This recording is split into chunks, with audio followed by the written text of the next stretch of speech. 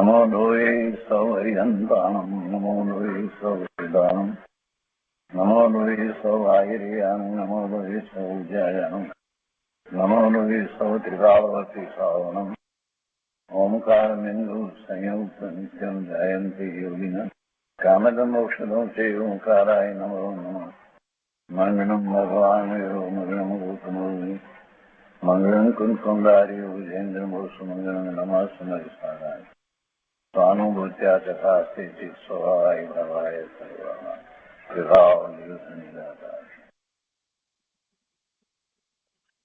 ભગવાન શ્રી ઉમાસ્વામી આચાર્ય વિરચિત મોક્ષ શાસ્ત્ર અર્થાત તત્વાસૂત્ર અને પૂજ્યપાદ સ્વામી રચિત તત્વાસૂત્રની ટીકા સર્વાર્થ સિદ્ધિ તથા રામજીભાઈએ જે બીજી ટીકાઓનું સંકલન કર્યું છે તે સહિત આપણે તત્વાસૂત્રનો સ્વાધ્યાય કરી રહ્યા છીએ. તત્વાસૂત્રના સ્વાધ્યાયની અંદર ત્રીજા અધ્યાયમાં સૂત્ર 14 સુધી સ્વાધ્યાય આપણે પૂરો કર્યો છે. હવે આજે આગળ લઈએ છીએ.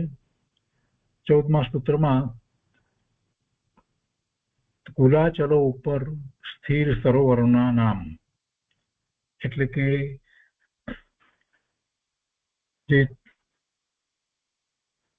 6 પર્વતમાળા ગિરિમાળા જે કહેવામાં આવી એની ઉપર પર્વતની ઉપર જે સરોવર છે એના નામ, અને એ 6 પર્વતમાળાને કારણે જે 7 ક્ષેત્રો થાય છે એની વાત અગાઉ આવી ગઈ. અને આ પર્વત ઉપર પર્વત ગિરિમાળા ઉપર જે સરોવર છે એના નામ આપવામાં આવ્યા, અને એ જ ક્રમથી જે ક્રમથી પર્વતના નામ આપ્યા હતા એ જ ક્રમથી એના ઉપર રહેલા સરોવરના નામ આપ્યા. પદ્મ, મહાપદ્મ, તિગિચ, કેસરી, મહાપુંડરીક અને પુંડરીક નામના સરોવરો છે. હવે આગળ 15મા સૂત્રમાં કહે છે કે સરોવરોનું વર્ણન કરવાનું છે. એટલે કહે છે કે સરોવરની લંબાઈ, પહોળાઈ, ઊંડાઈ વગેરે. તો એ સંબંધીનું 15મું સૂત્ર છે કે પ્રથમો યોજન સહસ્રાયામ તદ વિષ્કંભો હૃદ. એના અર્થમાં કહે છે કે પહેલું પદ્મ સરોવર 1000 યોજન લાંબુ અને લંબાઈથી અડધું અર્થાત 500 યોજન વિસ્તાર વાળું એવું એ પહોળું છે. કે લંબાઈ તો પૂર્વથી પશ્ચિમ સુધી પર્વતની છે એટલે એ પ્રમાણે સરોવર પણ લાંબુ વધારે હોય, એટલે 1000 યોજન લાંબુ અને લંબાઈથી અડધી પહોળાઈ એટલે 500 યોજન વિસ્તાર વાળું છે. હવે એના પછી સરોવરની ઊંડાઈ વિશેનું સૂત્ર અહીંયા કહ્યું છે. પહેલા સરોવરની ઊંડાઈ તો 10 યોજન અવગાહ, એટલે પહેલું સરોવર 10 યોજન અવગાહ ઊંડાઈ વાળું છે. તો આ પહેલા સરોવરનું માપ કયું અને એના ઉપરથી બાકીના સરોવર વિશે ની વાત સમજાવી છે. એટલે 17મા સૂત્રમાં કહે છે પછી પેલા આમાં જે વચ્ચે કમળ છે એનું માપ કહે છે, અને ત્યાર પછીથી બીજા બધા સરોવરમાં બમણું એ રીતે વાત આગળ આવશે. તો એ સરોવરમાં શું છે એની વાત પહેલા લીધી છે 17મા સૂત્રમાં. તો તે સરોવરની વચ્ચેના કમળનું પ્રમાણ. 17મું સૂત્ર છે તન મધ્યે યોજનમ પુષ્કરમ, તેની મધ્યમાં 1 યોજન વિસ્તાર વાળું કમળ છે. કેટલું મોટું? 1 યોજન વિસ્તાર વાળું કમળ છે. અને પછી 18મા સૂત્રમાં એક કમળ વિશે વાત કરે છે એમાં કે તદ દ્વિગુણા હૃદા પુષ્કરાણી ચ. તો આ જે માપ આપ્યું સરોવરનું માપ આપવામાં આવ્યું ને અહીંયા કે 1000 યોજન લાંબુ અને લંબાઈથી અડધું એટલે 500 યોજન પહોળું અને 10 યોજન ઊંડાઈ વાળું સરોવર, એ પદ્મ સરોવર પહેલું સરોવર જે કહ્યું તે પદ્મ સરોવર કહ્યું. ને એની સરોવરની વચ્ચે જે કમળ છે એ કમળ 1 યોજન વિસ્તાર વાળું કમળ છે. આ વાત આ 3 સૂત્રોની અંદર આવી. હવે એમાં આગળ કહે છે કે બીજા બધા સરોવર અને કમળની વાત કરવી છે, એટલે પછી 18મા સૂત્રમાં પછી એ રીતે કહે છે કે મહાપદ્મ આદિ સરોવરો તથા તેમાંના કમળનું પ્રમાણ. કેમ કેમ કે 6 સરોવરની વાત કરવામાં આવી. 6 ના નામ આપણે 14મા સૂત્રમાં લીધા. અહીંયા પર્વતોની ઉપર ક્રમથી પદ્મ, મહાપદ્મ, તિગિચ્છ, કેસરી, મહાપુંડરીક અને પુંડરીક નામના સરોવર છે. તો આ પદ્મ વિશેની વાત કરી અને બાકીના જે 5 જે છે એની વાત હવે કરે છે. તો આ પહેલા પદ્મ વિશે, એ સરોવર વિશે કહ્યું. 1000 યોજન લાંબુ, 500 યોજન પહોળું અને 10 યોજન ઊંડું એવું એ સરોવર છે. અને એની મધ્યમાં 1 યોજન વિસ્તાર વાળું કમળ છે. આ પદ્મ સરોવરની વાત કરી. હવે એના ઉપરથી પછી કહે છે કે આગળના સરોવર તદ્વિગુણ દ્વિગુણા હૃદા પુષ્કરાણી છે. એટલે આગળના સરોવરો તથા તેમાંના કમળ પહેલા સરોવર તથા કમળથી ક્રમે બમણા વિસ્તાર વાળા છે. એટલે બધું બમણું સમજવાનું. એના પછીમાં બમણું, એના પછીમાં બમણું, એ રીતે લેવાનું. અને ક્યાં સુધી આવે? કેમ કે જુઓ, આપણે દક્ષિણના 3 લીધા પર્વત અને મહાવિદે પછી ઉપર 3 પર્વતમાળા લીધી, એમ 6 પર્વતમાળા લીધી એટલે 7 ક્ષેત્રો થયા. તો આ નીચે પદ્મથી શરૂ કરીને લઈએ તો 3 સરોવર દક્ષિણના જે લેવામાં આવ્યા એનું બમણું કર્યા જવાનું. અને પછી જે મહાવિદેથી પછીના જે 3 આવે એમાં એ અડધું કરવાનું. એટલે એક અપેક્ષાએ આપણે સમજીએ તો મિરર ઇમેજ જેવું છે. જે સૌથી દક્ષિણમાં પદ્મ સરોવરનું જે માપ જે કહેવામાં આવ્યું છે, તો એ છેલ્લું જે ઉપર સૌથી ઉત્તરમાં જે સરોવર, 6થું સરોવર જે કહેવામાં આવ્યું હોય, અને એના કમળ વગેરેનું માપ પણ પછી એ રીતે સમજી લેવાનું છે. એટલે છેલ્લું જે સરોવર જે પુંડરીક કહેવામાં આવ્યું છે, તો એનું પદ્મ અને પુંડરીકનું માપ સરખું હોય એ રીતે સમજવાનું. પદ્મ કરતા મહાપદ્મ માપ બમણું છે, એના કરતા તિગિચ્છનું માપ બમણું છે. ને એ પછી 4થું, 5મું, 6થું એમ લીધું છે. તો પછી 4થાનું માપ ને 3જાનું માપ સરખું હોય, 5મું અને 2જાનું માપ સરખું હોય, અને 1લું અને 6થાનું માપ સરખું હોય. તો આ રીતે સમજવાનું છે. કેમ કે આપણે જે આકૃતિની અંદર જે સમજ્યા છીએ તો એનો જરા ફરીથી વિચાર કરીએ તો ખ્યાલ આવે છે કે અહીંયા આપણે પદ્મ કહ્યું અને હિમવત પર્વત લઈ અને એની પછી નીચેનો ભાગ જે કહેવામાં આવ્યો, એના પછી જે છે મહાહિમવત લીધો, પછી નિષદ પર્વત લીધો. તો આ 3 પર્વત અહીંયા દક્ષિણમાં લીધા છે. હા, અને એ જ રીતે પછી વચ્ચે મહાવિદે અને એ પછી ઉપર 3 પર્વત લીધા છે. તો અહીંયા પદ્મ સરોવરથી વાત કરી તો પદ્મ કરતા મહાપદ્મ જે છે એ વધારે બમણું, ને એના કરતા તિગિચ્છ એનાથી બમણું, એ રીતે લઈએ. તો પછી તિગિચ્છ પછીથી અહીંયા કેસરી જે છે એનું તિગિચ્છનું સરખું માપ આવે. અને એ જ રીતે અહીંયા મહાપદ્મ જે છે એનું અને મહાપુંડરીકનું માપ સરખું આવે, અને પદ્મનું અને મહાપુંડરીકનું માપ સરખું આવે. એ પ્રમાણે કમળ પણ સમજી લેવાનું. હવે આગળ લઈએ છીએ. અહીંયા તો કે છે ઊંડાઈની અને કમળની જે વાત કરી એમાં બંને અપેક્ષાએ બમણું લેવાનું. તો આગળના સરોવરો તથા તેમાંના કમળ પહેલા સરોવર તથા ક્રમથી ક્રમે બમણા વિસ્તાર વાળા છે. અને ટીકામાં પછી એની સ્પષ્ટતા આ રીતે કહી છે કે આ બમણાનો ક્રમ તિગિચ્છ નામના 3જા સરોવર સુધી છે. પછી તેના આગળના 3 સરોવરો તેમાંના કમળ દક્ષિણના સરોવર અને કમળો સમાન વિસ્તાર વાળા છે. એટલે એ પ્રમાણે જેમ દક્ષિણમાં આપણે સમજ્યા એ જ રીતે ઉપર પણ સમજવાનું છે. એટલે સહેલાઈથી સમજવું હોય તો આપણે મિરર ઇમેજની જેમ સમજી શકીએ. બરાબર. હવે 6 કમળોમાં રહેનાર 6 દેવીઓ, 6 કમળમાં રહેનાર 6 દેવીઓ એ 19મા સૂત્રમાં કહે છે. હવે આ 18મા સૂત્ર સુધીની વાત જે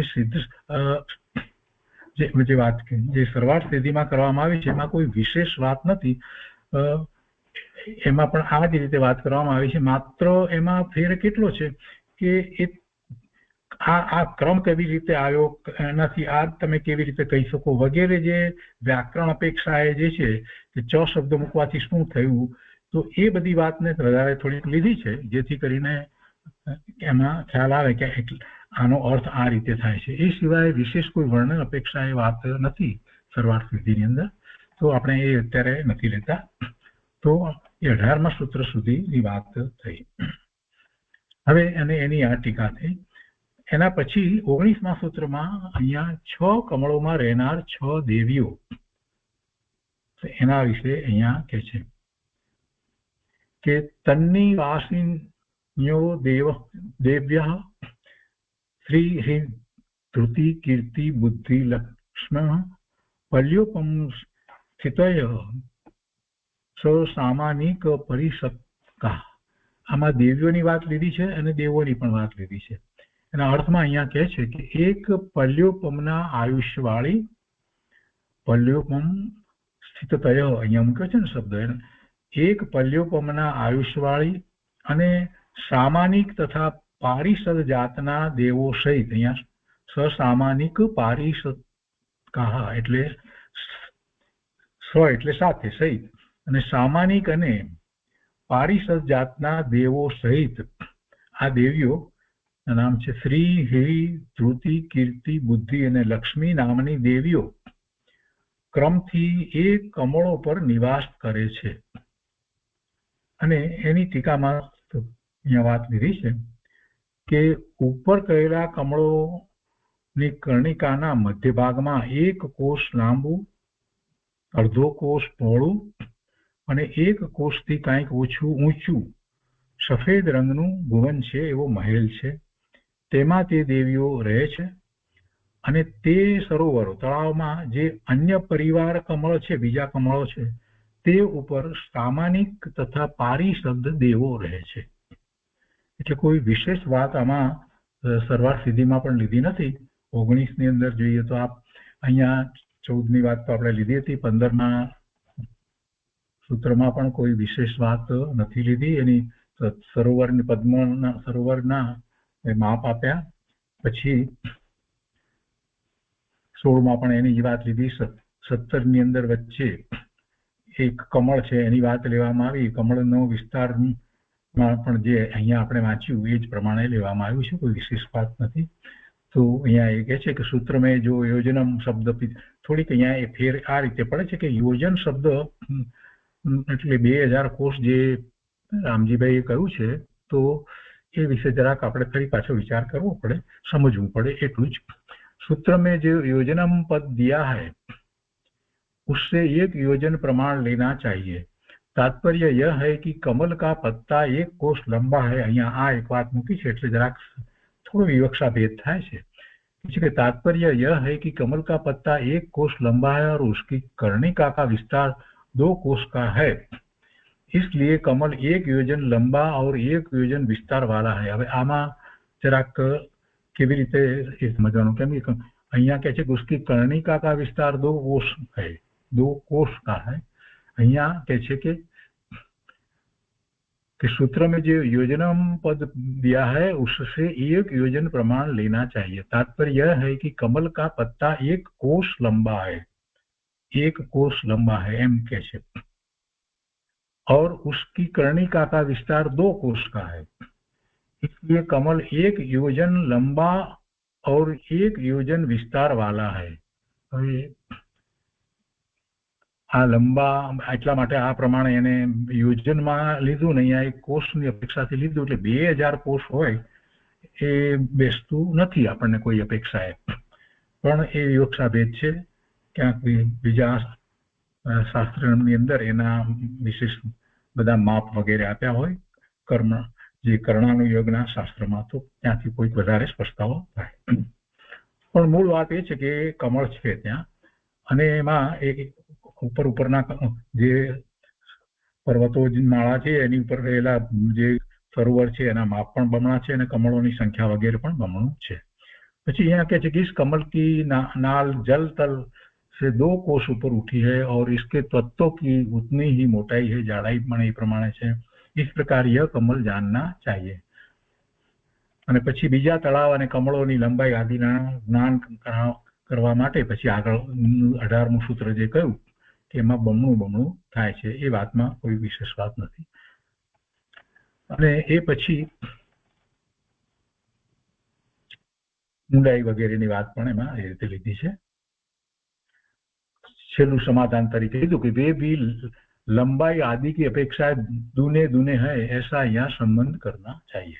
बाकी व्याकरण अपेक्षा लीधुं तमे केम आने पहेलुं लीधुं वगैरे એ છે। એ પછીથી 19મું સૂત્ર એમાં જે દેવીઓ રહે છે એના વિશે જે વાત છે તો એમાં અહીંયા કહે છે કે इनमें श्री री धृति कीर्ति बुद्धि और लक्ष्मी ये देवियां सामानिक और परिषद देवों के साथ निवास करती है तथा इनकी आयु एक पल्युपम है।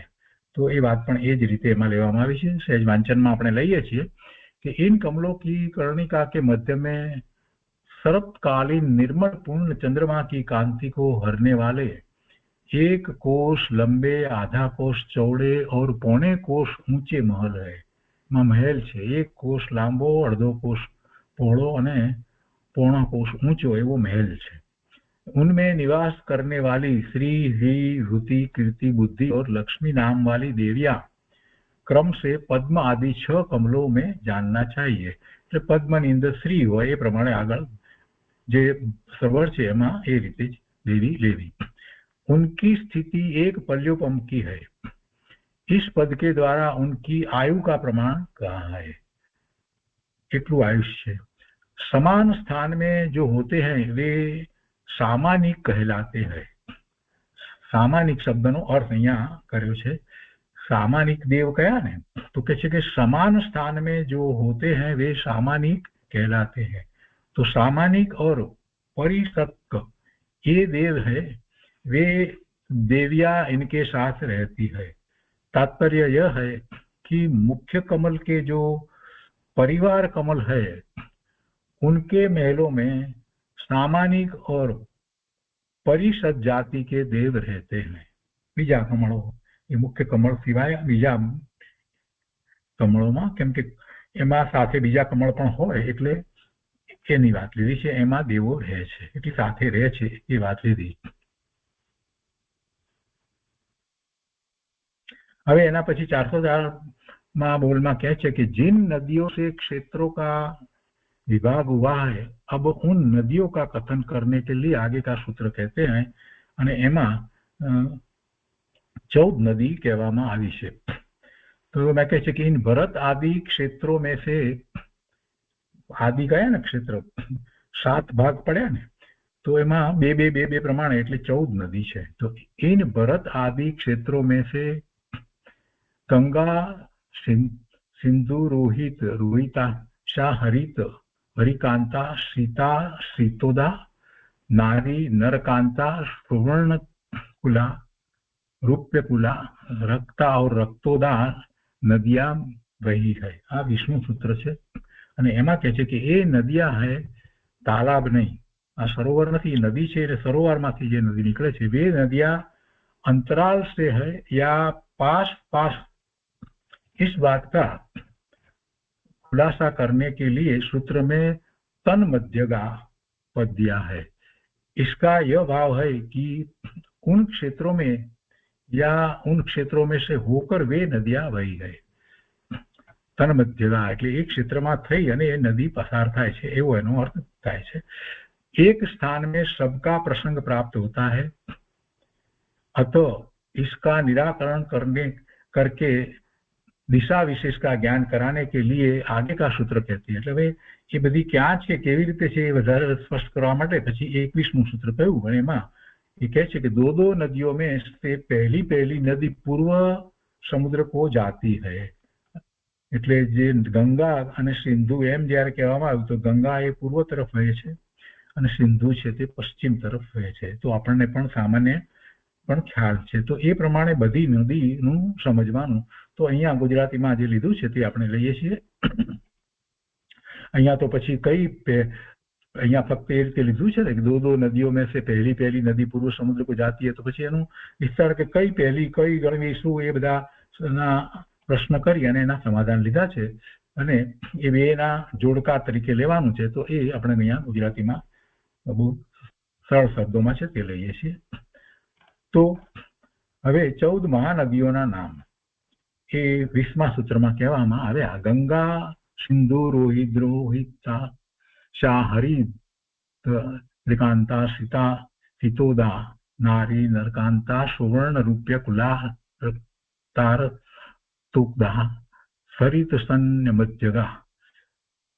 એટલે એના અર્થમાં કહે છે કે ભરતમાં એટલે ભરત ક્ષેત્રમાં, ગંગા સિંધુ, હેમવત ક્ષેત્રમાં રોહિત અને રોહિતાશ્યા, હરિત ક્ષેત્રમાં હરિત અરે હરિકાંતા.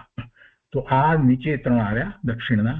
પછી વચમાં વિદેહ ક્ષેત્ર આવે. તો કે વિદેહ ક્ષેત્રમાં સીતા અને સીતોદા, વિદેહ ક્ષેત્રમાં સીતા અને સીતોદા.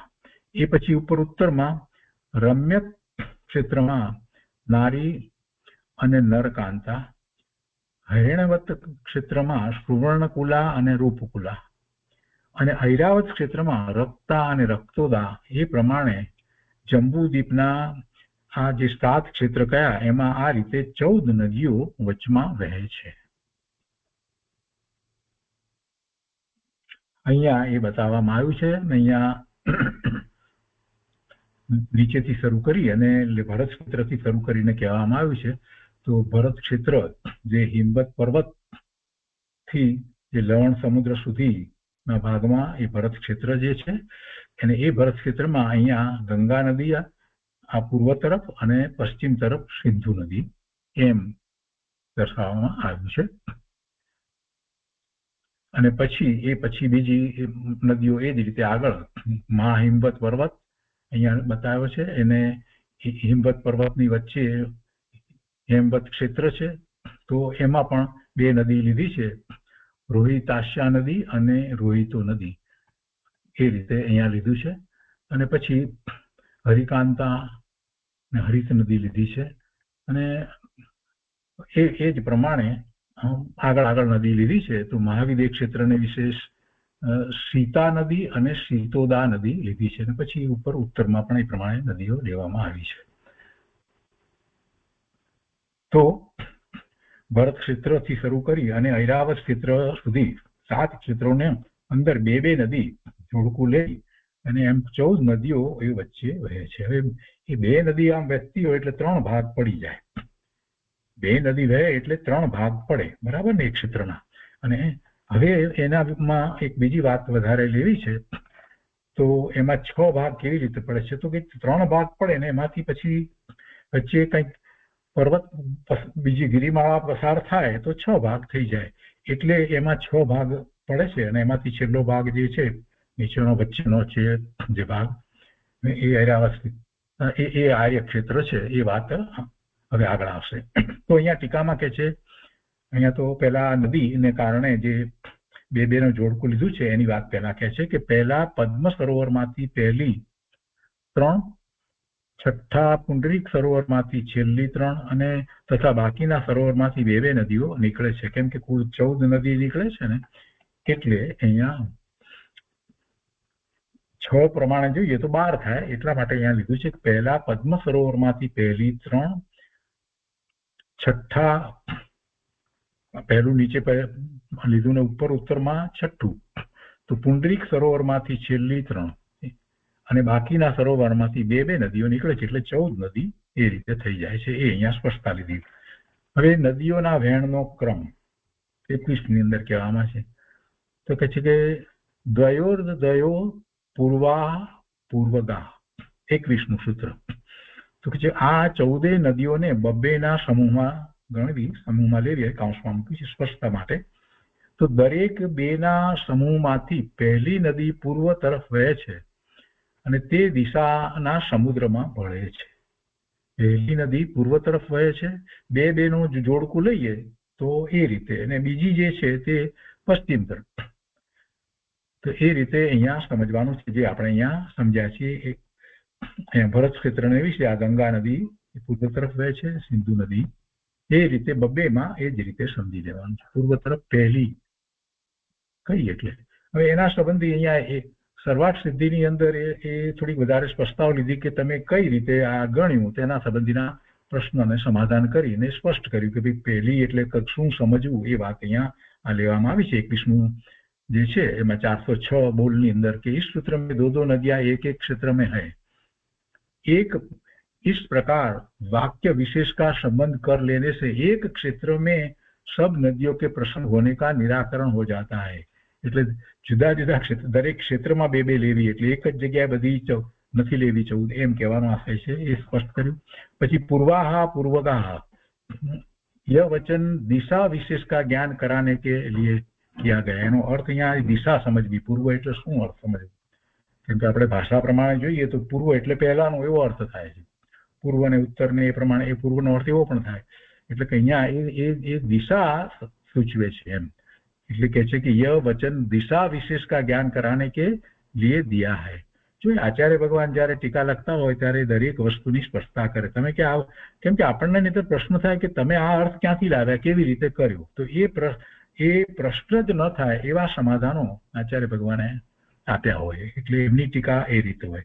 રામજીભાઈએ સંકલન લીધું છે, એટલે એમાં બધામાંથી જે મૂળ વાત જે છે આપણને પહેલા શબ્દોમાં સમજાય એ રીતે એમણે લીધી છે। પણ અહીંયા પૂજ્યપાદ સ્વામી તો પછી ટીકામાં તો બધી સ્પષ્ટતાઓ કરે ને, તો એ पूर्वनो अर्थ શું સમજવું, તો કે यह वचन दिशा विशेष का ज्ञान कराने के लिए दिया है।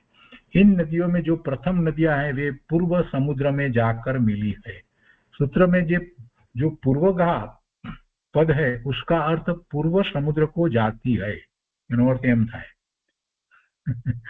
આપણે એમને વાંચી લીધું ને આપણે તો સ્વીકારી લીધું, પણ આચાર્ય ભગવાને તો અહીંયા એની સ્પષ્ટતા કરી છે કે ભાઈ કેવી રીતે લાવ્યા કે ભાઈ આ આમ જાય છે, પૂર્વ તરફ જાય છે, પહેલી નદી છે તે પૂર્વ।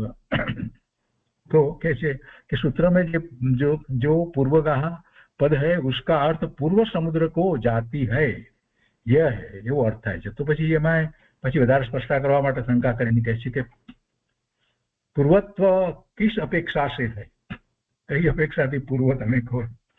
समाधान में कहते सूत्र में किए गए निर्देश की अपेक्षा। शंका फरी कहे छे कि यदि ऐसा है तो गंगा सिंधु आदि 7 नदियां पूर्व समुद्र को जाने वाली प्राप्त होती है, एम थी जाए। समाधान कहे छे कि यह कोई दोष नहीं है, एवं लख्યું એટલે दोष नहीं, क्योंकि द्वयो इन पदों का संबंध है, એટલે બે ने लेवानी छे, એટલે एम अर्थ तो बराबर ज समझाशे।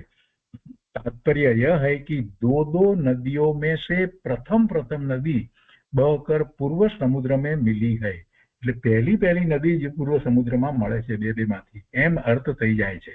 અહીંયા દરેક શબ્દ મૂક્યો છે ને એના ઉપરથી આ અર્થ તાર્યો છે। તો પછી બીજી નદીઓ એ પશ્ચિમમાં જાય, એ વાત પછી 22મા सूत्रની અંદર આગળ લે છે કે अब इतर नदियों के दिशा विशेष का ज्ञान कराने के लिए आगे का सूत्र कहते हैं। એ સિવાય બીજી નદીઓ કઈ રીતે છે એને માટે 22મું सूत्र કહે છે। એટલે પછી કહે છે કે किंतु शेष नदियां पश्चिम समुद्र को जाती है, અને એ 22મા सूत्रની વાત લીધી છે અહીંયા कि दो नदियों में जो शेष नदियां हैं वे बहकर पश्चिम समुद्र में मिली है। પેલી પૂર્વમાં પહેલી લીધી તો આ પશ્ચિમમાં જાય છે। अपरगाह અહીંયા એ શબ્દ જે મૂળ सूत्रमा છે એના માટેનો અર્થ કરતા કે अब अपरगाह पद का अर्थ ऊपर समुद्र को जाती है, यह है। उनमें से पद्म तालाब से उत्पन्न हुई और पूर्व तोरण द्वार से निकली हुई गंगा नदी है, पश्चिम तोरण द्वार से निकली हुई सिंधु नदी है, तथा उत्तर तोरण द्वार से निकली हुई रोहिताश्या नदी है। महापद्म तालाब से उत्पन्न हुई એટલે 3 નદી કહી ને, મહાપદ્મ આ પદ્મ તાલાબમાંથી 3 નદી નીકળે છે એની વાત અહીંયા આપણે લીધી। પછી કહે છે કે महापद्म तालाब से उत्पन्न हुई और दक्षिण तोरण द्वार से निकली हुई रोहित नदी है, तथा उत्तर तोरण द्वार से निकली हुई हरिकांता नदी है। तिगिंच तालाब से उत्पन्न हुई और दक्षिण तोरण द्वार से निकली हुई हरित नदी है। હવે આ બધામાં જે દક્ષિણ તોરણ દ્વાર, દક્ષિણ એટલે દક્ષિણ તરફ વહે છે એમ એનો અર્થ આપણને સ્પષ્ટ થઈ જાય છે। આ બધી દક્ષિણની વાત જે કરી ને, પહેલા વાત કરી એ વિદેહ ક્ષેત્રથી નીચે દક્ષિણની વાત લીધી છે,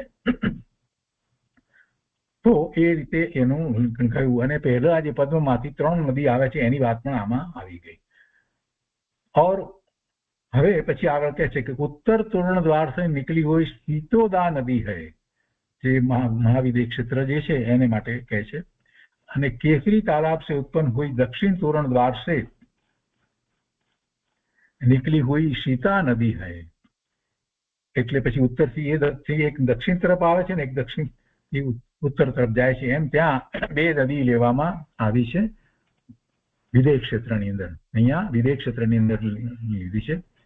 કહે છે કે उत्तर तोरण द्वार से निकली हुई शीतोदा नदी है, ऊपरથી નીકળી અને केसरी तालाब से उत्पन्न हुई और दक्षिण तोरण द्वार से निकली हुई सीता नदी है तथा उत्तर तोरण द्वार से निकली हुई नरकांता नदी है। પછી ઉપરની નદી બધી જે છે ઉત્તરની નદીની વાત લીધી છે। महापुंडरी तालाब से उत्पन्न हुई और दक्षिण तोरण द्वार से निकली हुई नारी नदी है तथा उत्तर तोरण द्वार से निकली हुई रूपकुला नदी है। पुंडरीक तालाब से उत्पन्न हुई और दक्षिण तोरण द्वार से निकली हुई सुवर्णकुला नदी है।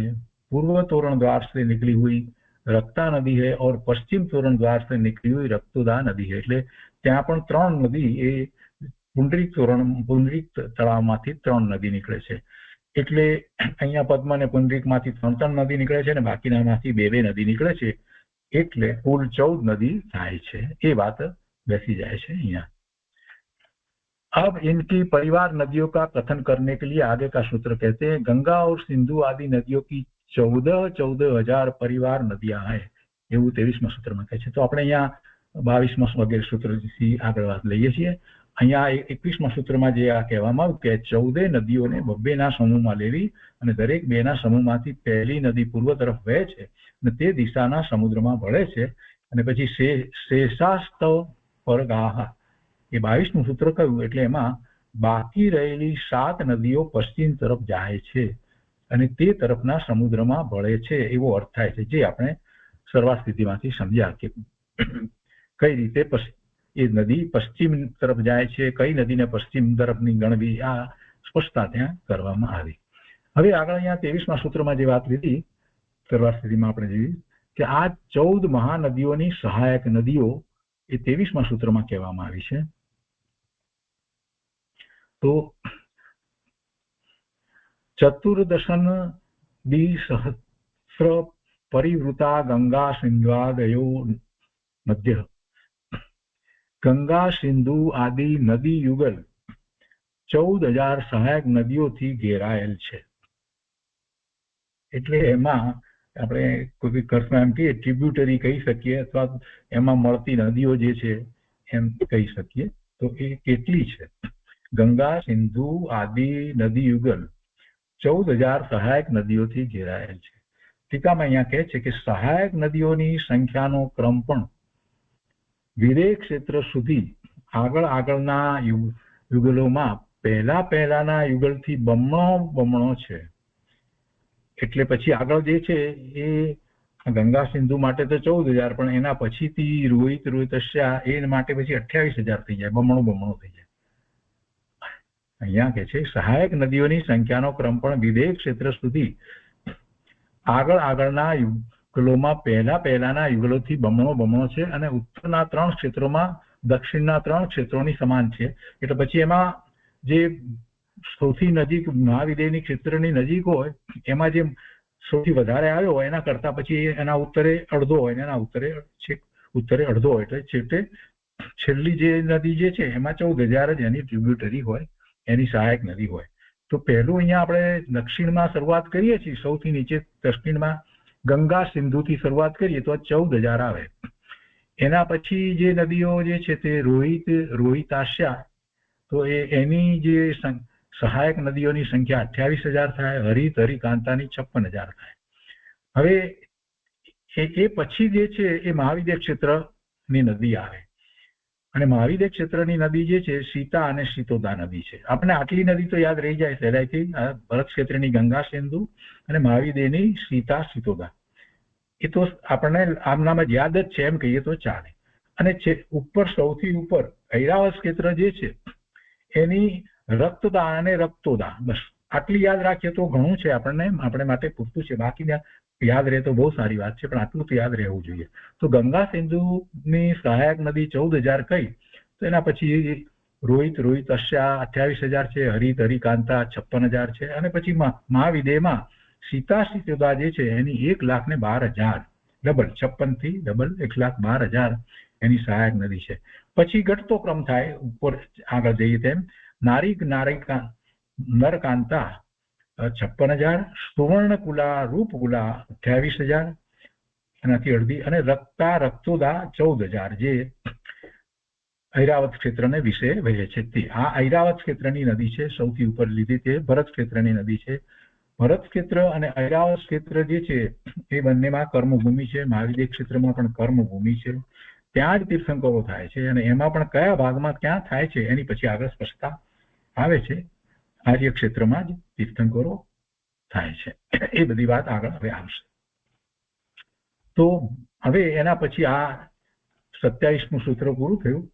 પછી 28મું સૂત્ર છે. તો 28મા સૂત્રમાં ભરત ક્ષેત્રનો વિસ્તાર એની વાત કરે છે. 28મું સૂત્ર ભરત 26 પંચ યોજન સત વિસ્તાર સત ચૈકોન 20 ભાગા યોજનસ્ય. એટલું બધું સૂક્ષ્મતાથી એનું માપ અહીંયા આપવામાં આવ્યું છે કે ભરત ક્ષેત્રનો વિસ્તાર 526 અને 6:19 ભાગ 6:19 યોજન જેટલો છે. 526 તો પૂર્ણાંક, આપણે પૂર્ણાંકમાં લખીએ તો 526 અહીંયા, અને 6:19 યોજન છે. એટલે ભરત ક્ષેત્રનો વિસ્તાર 526 અને એક યોજનના 19 ભાગમાંથી 6 ભાગ અધિક એટલો છે. એટલે ભરત ક્ષેત્રનો વિસ્તાર 526.619 યોજન છે. એ સૂત્ર 32માં પછી એના વિશે વાત છે. બીજું અહીંયા ભરત અને ઐરાવત ક્ષેત્રમાં સૌથી ઉપર ઉત્તરમાં ઐરાવત, અહીંયા સૌથી નીચે દક્ષિણમાં ભરત અને ઐરાવત ક્ષેત્રમાં વચમાં પૂર્વ પશ્ચિમ સુધી લાંબો વિજયાર્ધ પર્વત છે.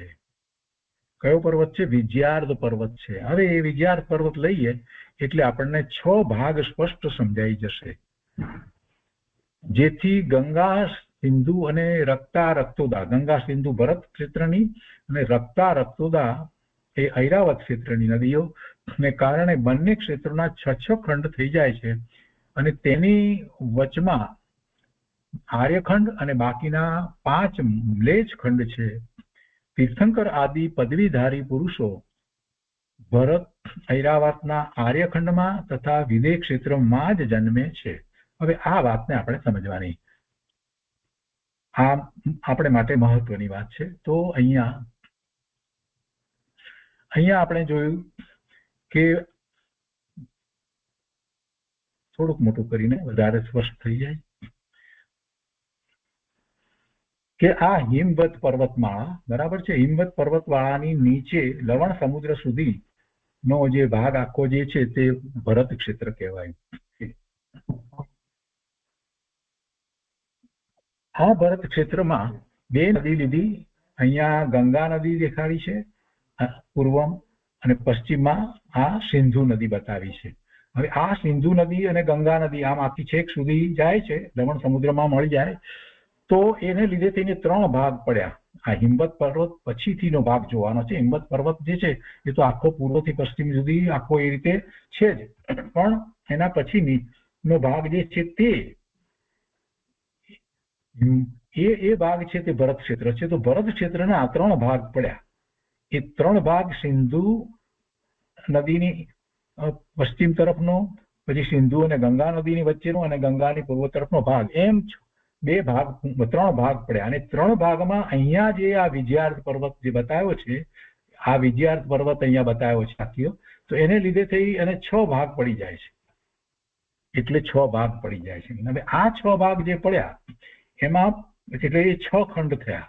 તો એમાં આ વિજયાર્ધ પર્વતની ઉપર અને નીચે અહીંયા મ્લેચ્છ ખંડ બતાવ્યા છે. પછી જે સિંધુની પશ્ચિમને છે, પછી સિંધુ અને ગંગા નદીની વચ્ચે જે 2 ભાગ મૂક્યા છે એમાં ઉપરનો ભાગ જે છે તે મ્લેચ્છ ખંડ છે, અને નીચેનો ભાગ છે તે આર્યખંડ છે. આ આખું ભરત ક્ષેત્ર છે, એના 6 ભાગની વાત ચાલે છે. આ આર્ય ક્ષેત્ર છે. એવી જ રીતે ગંગાની પૂર્વ તરફ જે છે એમાં જે 2 ભાગ કયા, વિજયાર્થ પર્વતની ઉત્તરમાં અહીંયા મ્લેચ્છખંડ છે અને એની નીચે પણ મ્લેચ્છખંડ છે. એટલે વિજયાર્થ પર્વત દ્વારા આ 3 ભાગના બદલે 6 ભાગ થઈ ગયા. અને 6 ભાગની અંદર જે સિંધુ અને ગંગા નદીની વચ્ચેનો ભાગ જે છે એમાં ઉત્તરનો ભાગ મ્લેચ્છખંડ છે અને દક્ષિણનો ભાગ છે તે આર્યખંડ છે. તો ભરત ક્ષેત્રના 6 ભાગ પૈકી આ આર્યખંડ જે છે એમાં જ તીર્થંકર થાય છે. મ્લેચ્છખંડમાં તીર્થંકર થતા નથી. આ વાત અત્યારે આપણે કરી રહ્યા છીએ. અને એ જ પ્રમાણે ઉપર પણ સમજી લેવાનું. ઉપર એટલે ઐરાવત ક્ષેત્રને વિશે પણ એ જ રીતે સમજી લેવાનું. ત્યાં પણ જે 2 નદી જે અહીંયા જે કહેવામાં આવી, આ લવણ સમુદ્ર, આર્ય અહીંયા મહાવિદેશી પછીથી અહીંયા ઉપરનો જે ભાગ આ શિખરી પર્વત લીધો છે અને પછી ઉપર જે ભાગ અહીંયા લીધો ઐરાવત ક્ષેત્રનો ભાગ લીધો, એમાં પણ આ 2 નદી રક્તા અને રક્તોદા નદી, એ 2ની વચ્ચેનો જે ભાગ જે છે એમાં જે ઐરાવત ક્ષેત્ર તો ના એ રીતે 6 ભાગ પડે. એમાં સૌથી ઉત્તરનો જે ભાગ જે છે એ આર્યખંડ છે. બાકીના ત્યાં પણ 5 જે છે તે મ્લેચ્છખંડ થઈ જાય છે. તો આ એક સમજવા માટેની મહત્વની વાત હતી, આપણે લીધી છે. અને ભરત ક્ષેત્ર તો પછી આગળ પણ લેવાનું છે. અહીંયા લવણ સમુદ્ર પછીથી પણ જે ધાતકી ખંડ છે એમાં પણ પછી ભરત ક્ષેત્ર છે. તો એ બધું બમણું છે. આ જે છે આના કરતા આ બમણું છે. લવણ ક્ષેત્ર, લવણ સમુદ્રનો વિસ્તાર છે એના કરતા એ આ ધાતકી ખંડનો વિસ્તાર બમણો છે, એટલે 4 ગણો અહીંયા થઈ જાય છે. પણ એમાં વચ્ચે પાછી એક ગિરિમાળા આવે છે, એટલે એના 2 ભાગ એ રીતે પડ્યા, એટલે એમાં 2 ભરત ક્ષેત્ર થઈ જાય છે. અને એની એ જ રીતે પછી નો જે ક્ષેત્ર જે છે પુષ્કર, તો એના પણ એ રીતે 2 ભાગ પડે છે. પણ પુષ્કર ક્ષેત્રમાં 4 થઈ જાય, 4 ગણું થાય. પણ એમાં પાછો એક આડો બીજો જે પર્વતમાળા જે છે એને લીધે થઈ અને એના 2 ભાગ પડે છે. એટલે પુષ્કર જે ખંડ છે જે દ્વીપ છે એના 2 ભાગમાંથી અડધો પુષ્કર દ્વીપ જે છે એમાં જ મનુષ્યની વસ્તી છે. એટલે આ અડધો પુષ્કર, અડધો ધાતકી ખંડ અને ભરત ક્ષેત્ર એમ 2.5 દ્વીપ ગણવામાં આવ્યા છે.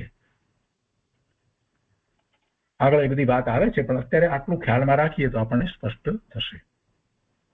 તો શું વાત આવી? ભરત ક્ષેત્રનો વિસ્તારની વાત આવી. 526.619 યોજન એટલો એનો વિસ્તાર છે, એ વાત કરવામાં આવી. ભરત અને ઐરાવતનો એ જ રીતે વિસ્તાર સમજવાનો છે. તો ભરત અને ઐરાવત ક્ષેત્રમાં વચમાં પૂર્વ પશ્ચિમ સુધી લાંબો વિજયાર્ધ પર્વત બંનેની અંદર છે, જેથી ગંગા, સિંધુ અને રક્તોદા નદીને કારણે બંને ક્ષેત્રોના 6 ખંડ થઈ જાય છે. એટલે ગંગા, સિંધુ અને પછી પેલો વિજયાર્ધ પર્વત એમ કરતા 6 ખંડ થયા. અને ઉપર જે ઐરાવતની અંદર રક્તોદા અને વિજયાર્ધ પર્વતને કારણે 6 ભાગ થયા, 6 ખંડ થઈ જાય છે. અને એમાં 5 મ્લેચ્છખંડ છે અને એક જે છે તે આર્યખંડ છે. અને આર્યખંડમાં એટલે ભરત અને ઐરાવતના આર્યખંડમાં અને વિદેહ ક્ષેત્રમાં જ તીર્થંકર આદિ પદવીધારી પુરુષો જન્મે છે. તો આ વાત મહત્વની છે. હવે આ 24મો અને 23મા સંબંધી સર્વાર્થ સિદ્ધિની અંદર 23મા સંબંધીની વાતમાં કોઈ વિશેષ વાત નથી. બમણું ને એ બધી વાત આવી ગઈ. 14,000 ને આ બધી. भरत क्षेत्र का विस्तार 526/6/19 योजन है એટલે 6/19 જે છે તો 6/19 અંશ એમ હિન્દીમાં બટે કહેવાય એના ભાગે આપણે જે કહીએ છીએ તો એ રીતે એ વાત એમાં લીધી છે. વિશેષ કોઈ ખાસ વાત એમાં પણ નથી. જે શંકા જે કરવામાં આવી છે કઈ રીતે શબ્દ અને વિસ્તારને તમે નક્કી કર્યું તો એ શબ્દો દ્વારા એ વાત લીધેમાં આવી છે. પછી 25મા सूत्रની અંદર જે વાત આગળ લે છે એ महत्वनी आवे છે. अब इतर क्षेत्रों के विस्तार विशेष का ज्ञान कराने के लिए आगे का सूत्र कहते हैं. आ तो भरत क्षेत्र અને ઐરાવત ક્ષેત્રના વિસ્તારની વાત કરવામાં આવી. કુલ વિસ્તાર 526.619 અંશ તો કુલ વિસ્તાર કયો. એમાં આર્યખંડ કઈ આખો છે એમ નથી. 6 ભાગ પડી જાય છે. તો એ રીતે સમજવાનું છે. તો હવે આગળના ક્ષેત્રો અને પર્વતોનો વિસ્તાર, હવે એ વિસ્તાર અહીંયા લેવામાં આવ્યો છે. તો બીજા બધા જે કુલ 7 ક્ષેત્ર કહેવામાં આવ્યા છે ને, તો એના વિસ્તાર સંબંધી અહીંયા કહે છે કે તદ દ્વિગુણ વિસ્તારાહ વર્ષ વર્ષા વિદેહાંતા. જો અહીંયા વર્ષનો અર્થ થાય છે ક્ષેત્ર. વર્ષ શબ્દ જે છે એનો અહીંયા અર્થ થાય છે ક્ષેત્ર. એટલે જયારે ભરત અથવા તો ભારત વર્ષ આપણે જયારે બોલતા હોઈએ છીએ તો એનો વર્ષનો અર્થ થાય છે ક્ષેત્ર, એવો અર્થ થાય છે. એટલે અહીંયા એ રીતે અર્થ કરવામાં છે. તો અહીંયા કહે છે કે વિદેહ ક્ષેત્ર પર્યંત, વિદેહ ક્ષેત્ર સુધી પર્વત અને ક્ષેત્ર, કેમ કે પર્વતોની ગિરિમાળા દ્વારા એ ક્ષેત્રો જુદા પડે છે. 6 પર્વત ગિરિમાળા દ્વારા 7 ક્ષેત્રો થાય છે ને, તો એ પર્વત અને જે ક્ષેત્ર, તો જે ભરત ક્ષેત્ર કહેવામાં આવ્યું, હિમવત ક્ષેત્ર કહેવામાં આવ્યું, ઐરાવત ક્ષેત્ર કહેવામાં આવ્યું, એ ક્ષેત્રની વાત છે. તો એ બધાનો વિસ્તાર કેટલો, તો એની વાત અહીંયા કહે છે કે વિદેહ ક્ષેત્ર પર્યંત પર્વત અને ક્ષેત્ર ભરત ક્ષેત્રથી બમણા વિસ્તારવાળા છે.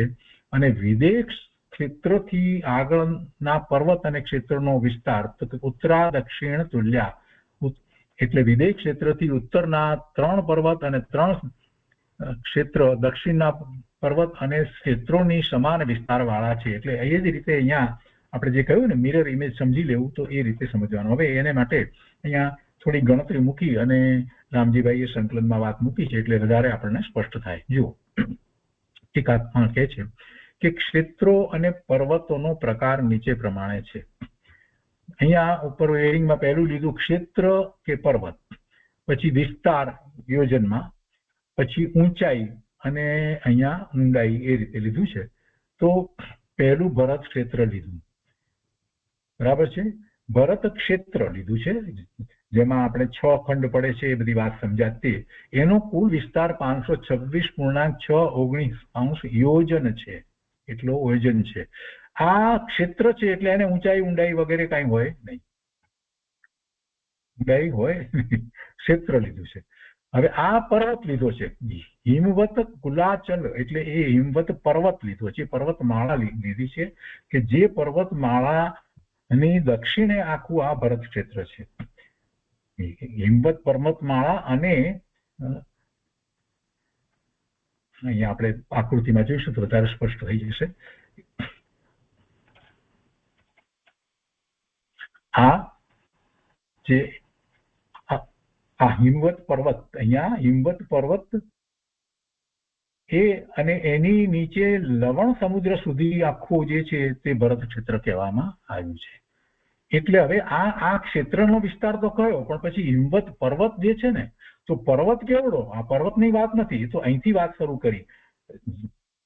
મહાવિદેહ ક્ષેત્ર, અરે ભરત ક્ષેત્ર તો અહીંયાથી શરૂ થાય અને અહીંયા અહીંયા લવણ સમુદ્ર સુધી લીધું અને ત્યાર પછીથી જે જંબુદ્વીપનું લીધું, અને જંબુદ્વીપ પછીથી જે ધાતકી ખંડની અંદર 2 ભરત ક્ષેત્ર આવશે, એ રીતે પુષ્કરની અંદર 2 આવશે, એ રીતે. પણ અહીંયા જે લીધો છે એ હિમવત પર્વત લીધો છે, એની નીચેનું આ લીધું છે. તો આ ક્ષેત્રની વાત કરી, પણ પછી હિમવત પર્વત એના માપ પણ આપવા જોઈએ ને, એટલા માટે પછી એના માપ પણ આપ્યા છે.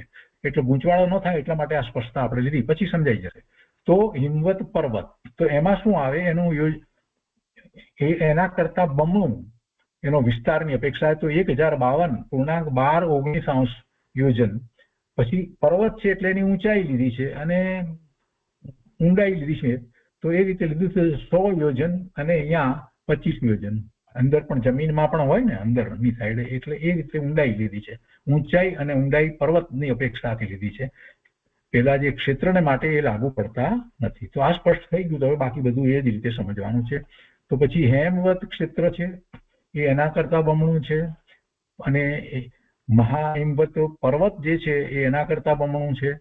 પછી હરિક્ષેત્ર છે એના કરતા બમણું છે, અને નિષેધ કુલાચલ છે એના કરતા એ બમણું છે. તો આ 3 થયા. પછીથી વચમાં વિદેહ ક્ષેત્ર છે, તો વિદેહ ક્ષેત્ર જે છે એના કરતા બમણું એ રીતે લીધું છે. અને પછી ઉપર પર્વત આવશે, તો હવે એ એના કરતા અડધો છે. જે નિષદ્ધ કુલાચલ પર્વત જે છે એવડો જ નીલ કુલાચલ છે. જેમ ઉત્તર તરફ જઈએ એટલે વિદેય ક્ષેત્રથી ઉત્તરમાં જઈએ એટલે તો એ એના કરતા અહીંયા જોઈએ છીએ તો આપણને બરાબર એના જેવડો બતાવ્યો છે. એટલે વિદેયથી અડધો લીધો છે. એટલે વિદેય ક્ષેત્ર સુધી બમણા કર્યા અને પછી અડધું કરવાનું ઉત્તર તરફ જેમ જઈએ તે રીતે. તો એ જ રીતે રમ્ય ક્ષેત્ર છે એના કરતા અડધું લીધું છે એ ક્ષેત્ર છે. પછી પર્વત છે રૂપીમ કુલાચલ એ પર્વત છે